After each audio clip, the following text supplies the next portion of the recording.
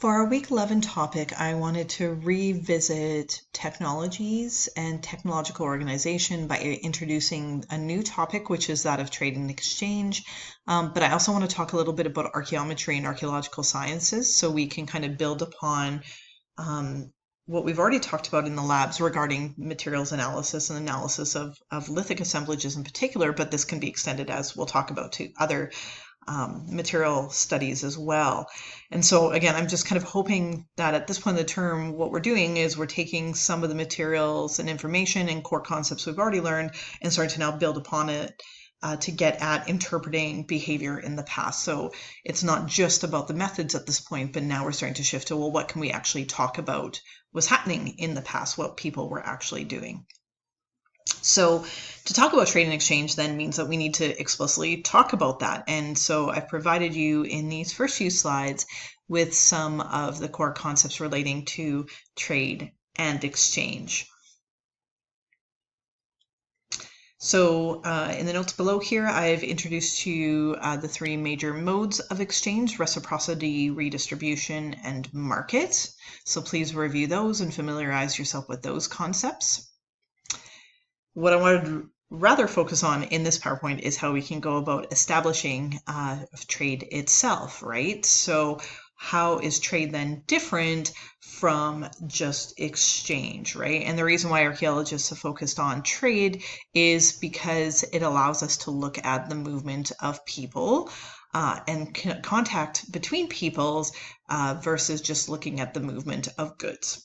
Okay, so in order to get at trade, what we're looking at is, again, the movement of goods via people. And so this means that we need to establish the provenance as opposed to the provenience of an object, which is the original source of an object, where it was made and or where the original source of the raw materials used to make that object were found. And so this is why we're going to talk about archaeometry for sure. In order to get at trade, of course, we also have to consider, what is going on here. Is it really truly the movement of people or the objects of people or the movement of objects via people, or do we have a case where we have independent invention, right? And so this is one of the challenges we always have, right? Is why are we seeing this particular material culture form or style at a site? Is it because this is original to this region, or is it because it was brought here, right? Either through, again, the object being directly moved here, or was this idea something that came here through the contact between different cultures or groups? So one of the ways that we can get at trade, we can get at exchange, we can get at the movement of people is by looking at distribution. And one of the ways to study distribution is through the study of transportation. And so, really what we're looking at is the movement, again, of people and goods and ideas over land or over a sea. Of course, by land, we can look at things like hoards and caches where we have substantial deposits are good, but looking at sea, this is where shipwrecks can be really valuable as a source of information. The reason why we like shipwrecks is because often we can find exactly what commodities are being traded for other commodities, right? That often the ship will have both of these commodities present, or may have both of these commodities present, or will only have one commodity present, but there might be records associated with that shipwreck showing that they were being traded for something else. They can also tell something about the scale of trade as well, right? How much cargo was in the holds tells us something about industry levels, for example. As well as just demand and supply of particular items as well. We also have to think about the different mechanisms that exist. Again, do we have direct access where we have one individual? Do we have down the line trade where person at location A is trading with person at location B to get objects from person C. So person A and B do not directly come into contact with each other, but rather goods are going down the line. Or is it a case of middleman, where B is serving as the middleman, where A and C and maybe D are coming to B, or B is going to them and procuring these goods and then transferring objects between these various groups, right? And again, is this a middleman arrangement, or is this a trader, a person who is doing this deliberately and intentionally versus someone who is doing this kind of opportunistically? In order to figure out if something is being traded in a down the line mechanism, or if there's a marketplace economy that's in place, one of the things we want to look at is the relative quantities of trade items in relation to their distance from the source. And we refer to this as fall-off analysis because one of the things we should expect to see is that the further away you move from the source of an object, the fewer amounts of that object we should find, right? That they should become increasingly rare or less abundant the further you are from where they're being produced or made or manufactured, right? However, depending on the distribution that we see, for example, on the right-hand side here, we're seeing a bimodal distribution. This suggests to us that, that potentially there are two places in which these goods are being accumulated for distribution versus just one, right? So seeing a bimodal distribution might suggest to us that, again, we have a market-based system versus a fall-off curve where we have a village where, again, let's say a pot or a particular vessel form is being produced and then it's being traded down through subsequent villages for other goods. I've provided you with two examples, so please read through these in the notes below. So one is of the trade of obsidian. Obsidian is a volcanic glass, so it's naturally occurring, but it's highly valued because of its properties, which make it excellent for making stone tools and vessels and other objects. And so what was done here was chemical analyses of the obsidian to figure out what sources they were coming from. And what it turned out is that we have two primary sources that the obsidian comes from. So they have these chemical signatures associated with their volcanic sources, so the eruptions that resulted in them. And then what we see is that there is an overlapping area that each of these sources, so this is the kind of direct source where people can directly procure from the one obsidian source here, and then we have another direct acquisition or direct source procurement here. Then we have a wider network for this source and then a wider network for that source involving down the line trade. But then you'll see that there's this area where the two sources overlap as well. So where both Armenian and Anatolian obsidian can be procured. And this is then how Anatolian obsidian ends up in the Armenian area and vice versa. Here's an example using a shipwreck, the Uluburun wreck, which shows us how we can see the transmission of ingots throughout the Mediterranean, but also tells us what the ingots, the iron ingots, were being traded for in the area as well. So the ingots were being traded in Mycenae in Greece for different goods than they were in Crete versus on the island of Cyprus versus over here in Turkey, and then also parts of Anatolia as well. And this is showing you, so on this slide I provide some background of this trade and exchange network, and then here I provide you with some of the specifics of the Uluburun wreck, including example of what these ingots look like, what the shipwreck itself looked like. So you see the ingots with all these amphorae that would have had oils and other goods in them here. And then what this is showing you is the chemical analyses that were shown or that were done to demonstrate where these or figure out where these ingots were being produced and versus where they are found, and also where the ores or the raw materials are found to produce these ingots as well. And again, I explain this a little bit more at length below. Okay. So clearly, when we're looking at things like trade and exchange, we develop a number of models that show this, right? And one of the things that we have been able to see is that as trade networks develop between centers, be they city centers or towns or villages or hamlets, that we also then see an increased need for control of the system. So what might initially be a down the line system where people in a village are producing them and then we see them being traded to, one of their trade partners, and then that trade partner trades with their trade partner, and this is where we then find, a vessel further away from its original source location. But as these trade networks then develop, as demand for different goods and services and products from different areas start to interconnect these polities or these villages or hamlets, we then can see a redistribution system develop. So rather than these individual villages and hamlets interacting with each other and directly, what we might find is that the goods and services are now starting to be controlled through the village or town level, or potentially the city or town center. And again, all these different interactions or levels of interactive or how things are being exchanged between these different groups might change based on what level they're at, right? So we can have reciprocity between members at the same kind of level of social organization, but then we might have redistribution from these higher levels of organization down through these lower levels, right? Okay. So we can have interaction systems, however, that can exist without a capital city or an empire level of organization, and Hopewellian interaction is an example of this. So I provided you with some notes below, and just showing that, again, these kind of informal yet very complex interaction exchange systems can lead for things like shark and alligator teeth from down in the Gulf of Mexico ending up or being traded for chalcedony and flint coming from, the northwestern part of North America. So this is a really interesting scenario showing how we can have the long distance trade and exchange of goods without having an overarching political system like an empire in place.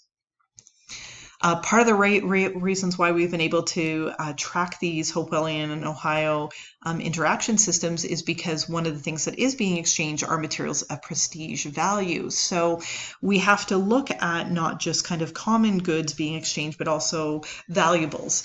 And so how do we identify valuables or materials of prestige value? Well, usually they have qualities of rarity, durability, or being visually conspicuous. And so here's a list of several examples of materials of prestige value that we often encounter in the archaeological record. Okay. So I thought it might be useful to talk a little bit more about materials analysis and also reconstructing technologies in the past, right? That we've already kind of looked at technologies in terms of looking at lithic technologies or ceramic technologies, but now I want to look at technology from more of a theoretical perspective, right? And the reason why archaeologists spend a lot of time looking at technology is because it requires not just knowledge of the material and the manufacturing techniques, but of the social context, of discard patterns, of post-depositional changes, and because by analyzing technologies, we often can get at reconstructing, trade and exchange networks as well. How we reconstruct technologies, however, requires us to look at multiple sources as well, that it's not just material studies and archaeometry and archaeology, but through experimental work and ethnography as well, that we can come to an understanding of it. So what is archaeometry? Well, it's archaeological science. It's the application of the physical and natural sciences to studies of the past, and particularly past material culture. So it's a multidisciplinary source, or it's a multidisciplinary approach that has to be integrated with interpretation and information obtained from these other perspectives. So archaeometry allows us to address three types of questions, which is why it's relevant to talking about reconstructing provenance, or the source of raw materials, because that's one of the types of questions we can answer. We can also reconstruct technology used in manufacturing through it. We can characterize the material itself through an object was made by identifying, again, what materials were made, what the chemical compositions were, what their sources were, but also is a critical part of our taphonomic or post-depositional studies as well. Just with dating techniques, every technique that we use in archaeometry has its own pitfalls and limitations, its own strengths. We do have this tendency to overanalyze objects, so we have to be critical in which methods we're using. And this means that we also have to be then very familiar with the techniques and methodologies that we are wanting to apply. So again, as with dating, we have all these different ideas we have to consider, right? Accuracy and precision, sensitivity, availability, cost. Is it destructive or non-destructive? And again, what type of data is being produced? So here's a summary table. I don't expect you to memorize it, but it shows you what material can be characterized by what means and which analytical technique. And we always joke that this, when we're talking about archaeometry, we're talking about acronyms, because most of our techniques, just like dating techniques, right, are defined using acronyms, right? So SEM is scanning electron microscope, NAA is neutron activation analysis, XRF is X-ray refraction analyses, ICP-EMS is inductively coupled plasma spectrometry, mass spectrometry. We have all these different terms, right? And so all of these different analytical techniques are going to tell us different or provide us with different kinds of data about that particular archaeological material. And you can see that, again, not all of these techniques work with all these different kinds of archaeological materials. We also have to think about, again, what kind of information we're getting, right? What type of data we're getting, because, and note that this is provenience, but really what they mean is provenance. It's a difference as well between European and American usages of the terms provenance versus provenience. But you'll see that even if we get elemental analysis, well, is it purely elemental or is it specific to an isotope? Is it compositional? So we might be able to tell that an element is present, but only because it is part of a composition of different kinds of elements, right? That we have nitrogen and oxygen, for example. And again, part of the reason why archaeometry is valuable is it's not all, we can use this elemental analyses not only for provenance, but we can also in some cases use it for dating or use it for dietary reconstruction, right? So all of these methods that we use go hand in hand. So to pull this together, I thought we could look at a case study, and the case study I wanted to present to you is one I'm very familiar with because I'm the one who did it. It's my master's research. And so it takes us back into lithic studies. So please review some of the technologies in terms of, some of the material I presented to you in the technology lab on how we approach lithic analyses. Particularly what I focus on is raw material types. And so we have a whole bunch of different kinds of lithic raw materials that have different properties that are useful for producing different kinds of stone tools or stone artifacts. And of course, this involves both macroscopic and microscopic techniques. And so for my study in particular, what I did was I started with a macroscopic analysis of lithic materials from a site called the Bark site located in Ontario.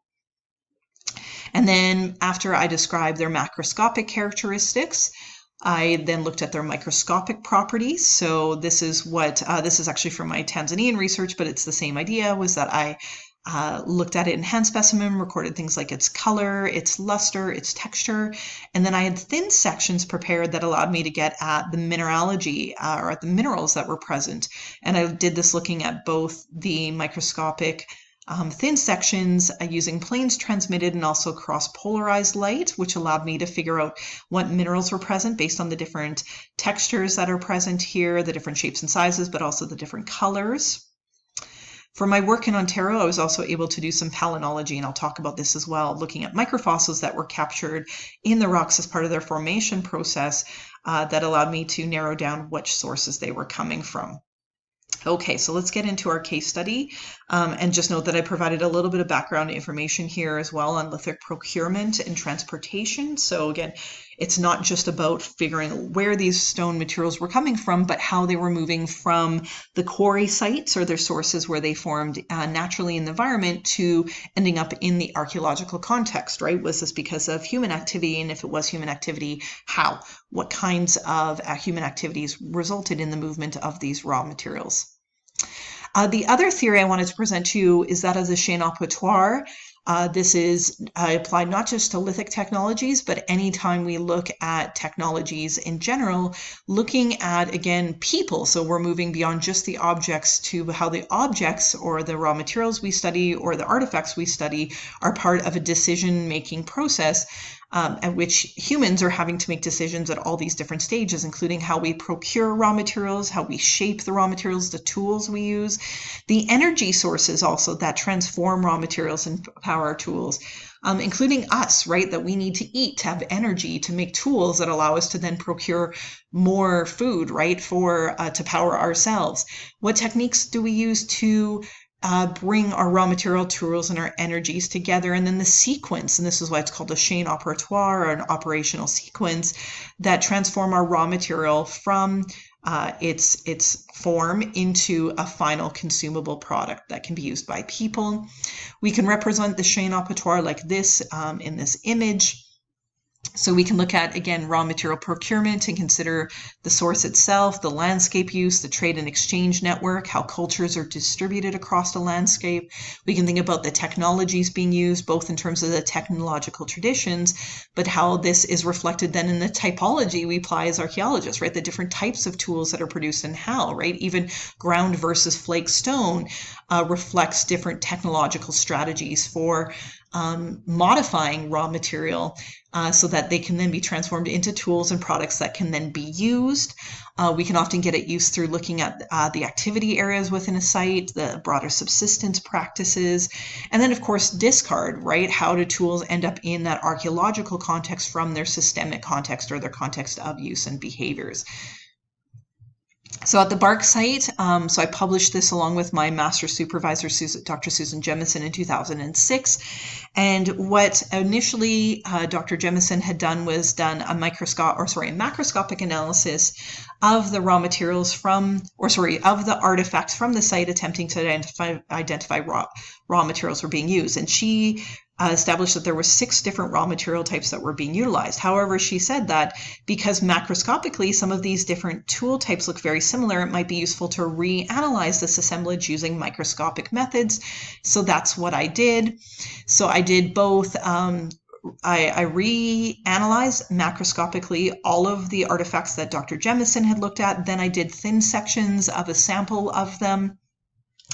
And what I found was that, for example, Fossil Hill, Onondaga, and Upper Gull River cherts, which is a particular tool stone that's highly valued by people around the world because of its properties to make effective stone tools, all look the same macroscopically. So they all kind of are this dark black to gray color. They're kind of shiny or waxy like crayons.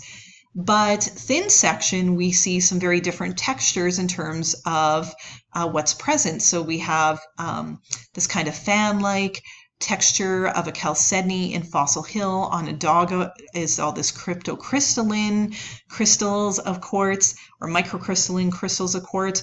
And then Upper Gull River is also cryptocrystalline, but then has these very clear eye-like features. This is called a Druzy quartz mosaic or an infilling complex. Anyways, you don't need to know the mineralogy, but what you can tell is that even though macroscopically you're using my eye, the hand specimens all look the same, but microscopically they look very different. What's interesting is that they also have very similar palynology or microfossil assemblages. In this case, this isn't pollen, but these are something called acritarchs, which are microorganisms that get incorporated into the chert during their formation in situ. So some of the other rocks look very different macroscopically, but have very similar microscopic textures, or maybe they look very similar macroscopically and microscopically, but have different palynological assemblages. So these are all the different ways that we can approach understanding it. Well, so what? Who cares? Why does this matter? Well, because it turns out that Bark site, which is located with our star here, was utilizing cherts from not 6 sources, but other chert sources in the region. And so I've colored here and put their locations on this map. And what you see is that the Bark site is located on the Trent Severn Waterway, which connects Lake Ontario with Lake Huron and Lake Erie. And so what I think was happening was that people were either directly going to sources, probably those sources that are located on the Trent Severn waterways, so including Upper Bobcaygeon and the Lower and Middle Bobcaygeon Formation cherts. But then these other cherts that they were also using, such as Dundee Formation, Onondaga Formation, which comes from the north shore of Lake Erie here, were probably being transported into the Bark site through down the line trade, that people were using the Trent Severn Waterway and the Great Lakes and their connectivity to bring raw materials to not just Bark site, but other archaeological sites in the area. And so then I was able to put this then into a chaine operatoire, so saying that cherts were again obtained using the Trent-Severn waterway, either through embedded acquisition, meaning that they were going to the sources directly as part of procuring other goods that they needed for their subsistence, so hunting animals, if they were hunting animals in that area, that then stop by and pick up some chert on their way, or through a long distance trade and exchange network. I was able to do technological analyses as well to show that these were flake stone technologies produced in a particular kind of way.